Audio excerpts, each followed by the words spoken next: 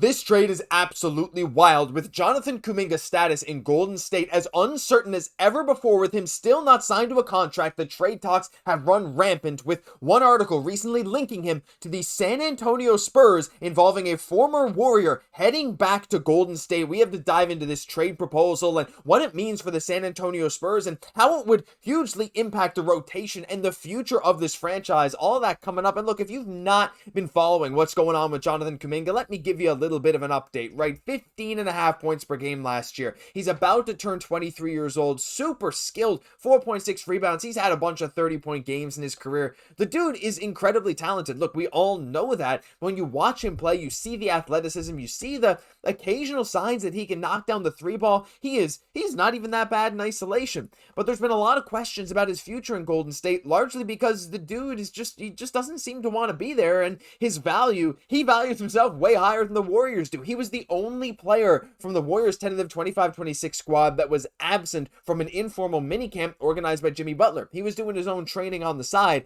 but he doesn't have a contract, and they offered him 3 years, $75.2 million. So how does this affect the San Antonio Spurs? Well, let me tell you, because there's a recent article from Josh Cornelison of Blue Man Hoop, and this dived into 6 former players the Warriors could bring back this season. And like many teams, the Golden State Warriors are always looking for shooting. So are the San Antonio Spurs, which actually throws a bit of a wrench into what I'm about to talk about in this video.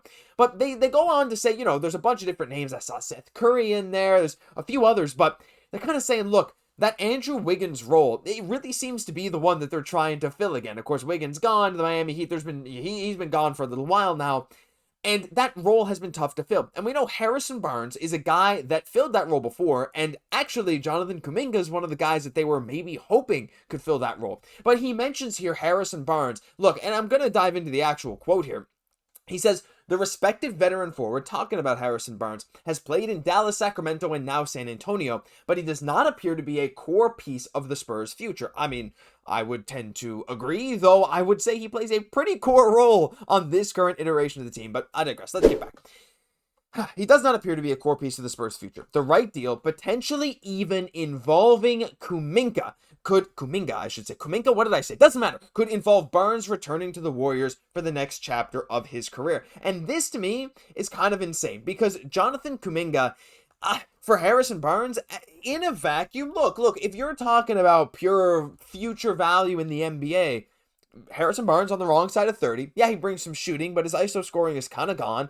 But he's pretty good in an off-ball role. Jonathan Kuminga, in supremely talented, supremely athletic, young player, could be a big part of a team's future. So if you're not really in tune with the way the San Antonio Spurs have constructed their roster and how we're looking to build this team moving forward, you might think, well, geez, that actually sounds like a decent idea. However, I know you're too smart for that. And look, I don't want to say I'm too smart for that. That sounds really egotistical. But no, the Spurs, I think, are too smart for this. Then there's a few reasons I want to get into, right? The first thing is the cap. Jonathan Kuminga, well, I mean, maybe even first off, more than anything, this dude does not seem to exhibit the kind of qualities you'd want to see from a guy, we're talking Spurs culture. Yeah, he's incredibly skilled. We'll roll the highlights again, but a guy that thinks he's so much more valuable than he is. There was a great post by B-Ball Breakdown today breaking down why Kuminga doesn't fit in the Warriors system. It's because he's a ball stopper. He kind of ignores a lot of the Warriors sets, the sets that make them a great team that runs on high IQ, right? There's sets where he is looking off Steph Curry, not passing to him when Steph has the advantage.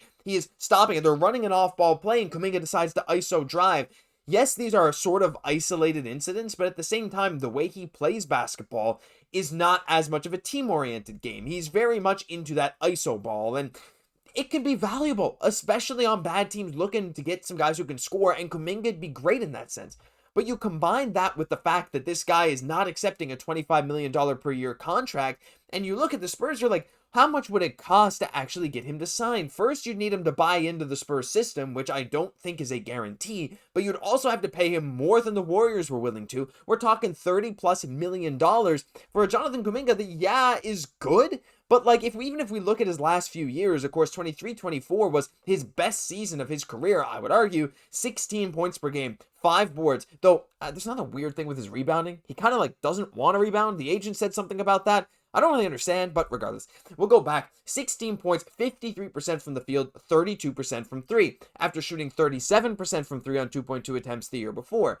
Kuminga, again, shows those flashes of being able to shoot the three. He is supremely talented and skilled. So why wouldn't I do this trade? Well, first off, this would almost a guarantee involve more than just Harrison Barnes. But even as a baseline, if we're talking Harrison Barnes and we're talking the way this Spurs team is constructed, there are, like, this may be a hot take, but there are very few individual players that make this team a cohesive unit more than Harrison Barnes. He is like, you talk about glue guy, that is what this guy is. Not in terms of just being a veteran in the locker room, but being that guy who will probably start. I know I have Sochan, I know we get comments all the time, I don't care, I love Sochan. Harrison Barnes is the projected starter at this point. But Harrison Barnes' three-point shooting is so incredibly valuable to the San Antonio Spurs team.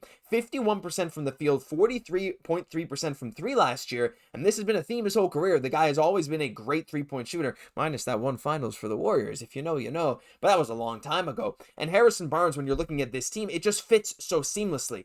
Yes, there obviously is the note that Harrison Barnes only has 1 year left. $19 million, and so there's no guarantee he'll be here after that. There's no guarantee he keeps up this level of play after that because he's 33 years old. He'll be 34 by the time next year starts, and even if your shooting stays, your foot speed matters, and in this year's, I guess, this era's NBA, you gotta have pretty good foot speed and decent defense, even if you're just a three-point specialist. So Harrison Barnes, we don't know how long his future is as being a guy that could eat 27 minutes a game like he did last year. I don't think he'll play that much again this year, but you never really know. So yes, in a vacuum, like you look at their numbers, Jonathan Kuminga puts up better numbers across the board. Yes, he's less efficient, but he is younger, he has much more potential. He could very well be a 20-plus point per game scorer in this league.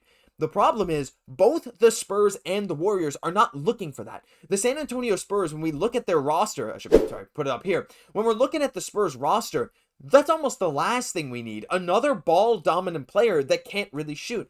Again, I'm not opposed to the idea of trading a veteran player on an expiring deal for a young player who has a big future ahead of him. I just don't see how it actually improves the long-term outlook of the San Antonio Spurs. If you put Kuminga on this team, where does he fit? Like, why would we do that? I would rather, I don't know if this is a hot take. I'm not saying Sochan's a better player than Jonathan Kuminga, okay? That's not what I'm saying.